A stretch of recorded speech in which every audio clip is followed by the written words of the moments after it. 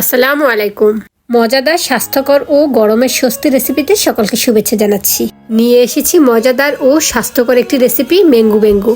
Special এই ডেজার্টটি ঠান্ডা ঠান্ডা খেতে অনেক বেশি মজাদার। ছোট বড় সকলেই পছন্দ করে এবং স্বাস্থ্যকর একটি খাবার। পারফেক্টলি এই ম্যাঙ্গো বেঙ্গো তৈরি করার জন্য আমার রেসিপিটি পুরোপুরি দেখে নিন। ভালো লেগে থাকলে চ্যানেল সাবস্ক্রাইব করে দিবেন এবং পেজ ফলো দিয়ে যাবেন। প্রথমে আমি তৈরি করে নিব জেলোটা। সেজন্য এখানে 1 কাপ পরিমাণে ডাবের পানি দিয়েছি। এখন এই পানির সাথে 1 টেবিল চামচ পরিমাণে চিনি দিয়েছি। এখন দিয়ে দিচ্ছি 1 চা চামচ পরিমাণে আগার আগার পাউডার। এই মুহূর্তে আমি চুলা অফ রেখেছি। এই সবগুলো উপকরণ ভালোভাবে মিশানো শেষে আমি এখন চুলাটা জ্বালিয়ে দিয়েছি। যতক্ষণ না পর্যন্ত পারফেক্টলি বলক চলে আসবে ততক্ষণ পর্যন্ত এভাবে অনবরত নেড়েচেড়ে জাল করে যাব। ডাবের পানি কিছুটা মিষ্টি, সেজন্য এখানে আমি 1 টেবিল চামচ পরিমাণে চিনি দিয়েছি। আপনারা চাইলে আরও বাড়িয়ে দিতে পারেন। আর জেলুটা একটু মিষ্টি মিষ্টি না হলে ডেজার্টের মধ্যে খেতে ভালো লাগে না, সেজন্য মিষ্টিটা আপনাদের পছন্দ অনুযায়ী দিয়ে নেবেন। এরই মধ্যে বলক চলে আসছে। এখন এটাকে চুলা থেকে তোলে সাথে সাথে আমি একটা স্টিলের বাটিতে নিয়ে নিচ্ছি। যেটাতে সেট করবেন সাথে সাথে নিয়ে নিতে হবে, তা না হলে যেই পাত্রে ঠান্ডা হবে সেটাতে এটা জমাট বেঁধে যাবে। এখন ঠান্ডা হওয়ার জন্য একপাশে রেখে দিচ্ছি। এখন আবারও চুলায় চলে আসছি। একটি প্যানে প্রায় 2 কেজির মতো পানি দিয়ে এটাকে ফুটিয়ে নিয়েছি। এখন এর মধ্যে 1 কাপ দিয়ে দিচ্ছি সাবুদানা। স্প্যাচুলা দিয়ে সাথে সাথে নেড়ে দিচ্ছি, যেন আবার নিচে দিয়ে সবগুলো একসাথে জমাট বেঁধে না থাকে। অনবরত নেড়েচেড়ে এই সাবুদানাগুলোকে সিদ্ধ করে নিব। সাবুদানাটা পারফেক্টলি সিদ্ধ না হলে খেতে ভালো লাগবে না। যতক্ষণ না পর্যন্ত সাবুদানার মধ্যে থাকা সাদা ভাবটা চলে যাবে ততক্ষণ পর্যন্ত এভাবে সিদ্ধ করে নিব। এখানে আমি 1 কাপ সাবুদানা নিয়েছি। আপনারা পরিমাণে বেশি বানাতে চাইলে বেশি দিয়ে নেবেন, কম বানাতে চাইলে কম দিয়ে নেবেন। তবে যেই পানিটার মধ্যে আমি সিদ্ধ করব এই পানির পরিমাণটা অনেক বেশি হতে হবে। বেশি পরিমাণে পানির মধ্যে এই সাবুদানাটা সিদ্ধ করলে একটার আগে একটা লেগে থাকবে না, জমাট বাঁধা অংশ থাকবে না। আর অনবরতই নেড়েচেড়ে যেতে হবে।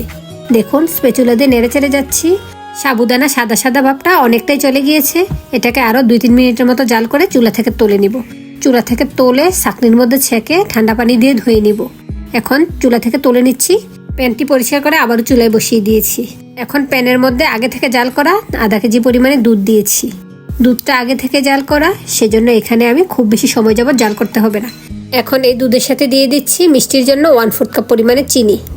আপনারা চাইলে চিনির পরিমাণটা কমিয়ে দিতে পারেন, তবে পারফেক্ট মিষ্টি না হলে ডেজার্ট খেতে ভালো লাগে না, সেজন্য আমি 1/4 কাপ পরিমাণে দিয়েছি। চিনিটা দিয়ে অনবরত নেড়েচেড়ে দিচ্ছি যেন চিনিটা সহজেই গলে যায়। এখন 1/2 চা চামচ পরিমাণে লবণ দিয়েছি। সব মিষ্টি খাবারে একটু লবণ দেয়, এতে করে মিষ্টির ব্যালেন্সটা পারফেক্ট থাকে।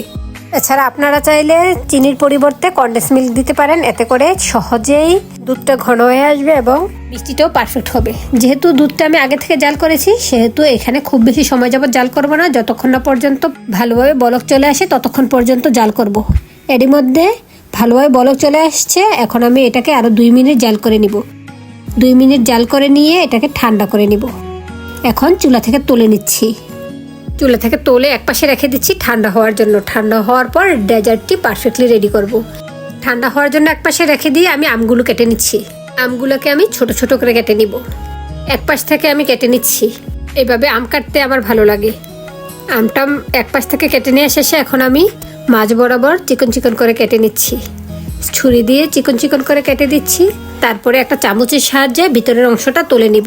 এতে করে আমার সহজ মনে হয়। আপনারাও আমার পদ্ধতিটি ফলো করতে পারেন। এই ডেজার্ট তৈরিতে আমার টোটাল 4টা আম লেগেছে। 1টি আম কেটে আমি উপর দিয়ে সাজিয়ে নিয়েছি। 2টি আম কেটে আমি ডেজার্টের সাথে অ্যাড করে দিয়েছি এবং বড়ার সাথে অংশটা আমি পেস্ট করে নিয়েছি। পেস্ট অংশটাও আমি ডেজার্টের সাথে অ্যাড করে দিয়েছি। আম এভাবে কাটলে টুকরাগুলো স্মুথ হয়। তাই আপনাদেরকে বলছি, এই পদ্ধতিটি পছন্দ হলে আপনারাও আমার মতো করে এভাবে কেটে নেবেন। এভাবে আমি আমগুলো কেটে নিয়েছি আর বাকি আমগুলো আমি পেস্ট করে নিয়েছি। এরই মধ্যে ডাবের যে জেলুটা তৈরি করেছি সেটা ঠান্ডা হয়ে গিয়েছে। এখন আমি এটাকে কেটে নিচ্ছি। ঠান্ডা ঠান্ডা ডেজার্টের সাথে এই ডাবের জেলুটা দিয়ে নিলে খেতে ভালো লাগে। আমি নর্মাল টেম্পারেচারে এটাকে ঠান্ডা করেছি। আপনারা চাইলে ফ্রিজে রেখে এটাকে ঠান্ডা করে নিতে পারেন। আমি ছোট ছোট করে টুকরা করে নিচ্ছি। এই জেলুটা দিয়ে নিলে খেতে ভালো লাগে। আর আপনাদের পছন্দ না হলে এটা স্কিপ করতে পারেন, এটা ছাড়াও খাওয়া যাবে, তবে দিয়ে নিলে খেতে ভালো হয়। এরই মধ্যে সবগুলো উপকরণ রেডি হয়ে গিয়েছে। এখন সবগুলো একসাথে মিক্স করে ডেজার্ট তৈরি করার পালা। এদিকে দুধটাকে নেড়েচেড়ে ঠান্ডা করে নিয়েছি। আপনারা চাইলে গুঁড়া দুধ অ্যাড করতে পারেন। আমি আগে থেকে জাল করে দুধটা ঘন করেছি, সেজন্য গুঁড়া দুধ দিয়ে নিইনি। ঠান্ডা হওয়ার পর এখন এর মধ্যে দিয়ে দিচ্ছি সাবুদানাগুলো সিদ্ধ করে তারপরে ছাঁকনিতে নিয়ে আমি সাথে সাথে ঠান্ডা পানি দিয়ে ধুয়েছি, সেজন্য এগুলো জমাট বেঁধে যায়নি। এখন স্প্যাচুলা দিয়ে ভালোভাবে নেড়েচেড়ে দুধের সাথে মিক্স করে নিচ্ছি। সাবুদানাগুলো ভালোভাবে মিশে গিয়েছে, জমাট বাঁধা অংশ নেই। আর সাবুদানাগুলো যদি জমাট বেঁধে থাকে তাহলে হ্যান্ড উইক্স দিয়ে নেড়েচেড়ে ভালোভাবে মিশিয়ে নিতে হবে। এখন এর মধ্যে দিয়ে দিচ্ছি জেলুগুলো, তৈরি করে কেটে রাখা জেলুগুলো দিয়ে দিচ্ছি। এই জেলুটা দিয়ে নিলে এই ডেজার্টটা খেতে আমার অনেক বেশি ভালো লাগে, তবে আপনাদের পছন্দ না হলে স্কিপ করতে পারেন। জেলু দেওয়ার পর আবারও ভালোভাবে মিশিয়ে দিচ্ছি। এখন দিয়ে দিচ্ছি টুকরো করে রাখা আম। এখানে 2টি আম আমি ছোট ছোট করে টুকরা করেছি, সেটাই অ্যাড করে দিয়েছি। একটা উপকরণ দেওয়ার সাথে সাথে স্প্যাচুলা দিয়ে নেড়েচেড়ে মিশিয়ে দিচ্ছি। এখন দিয়ে দিচ্ছি ম্যাঙ্গো পিউরি অর্থাৎ আমের রস। আমি একেবারে স্মুথলি পেস্ট করে নিয়েছি, এতে করে এটা এই দুধের সাথে ভালোভাবে মিশে যাবে। এখন স্প্যাচুলা দিয়ে ভালোভাবে মিশিয়ে নিচ্ছি। এতেই তৈরি হয়ে গেল আম সাবুদানার ডেজার্ট ম্যাঙ্গো। সবগুলো উপকরণ একসাথে মিশিয়ে নিয়ে শেষে এখন আমি আলাদা আলাদা বাটিতে সার্ভ করে নিয়েছি।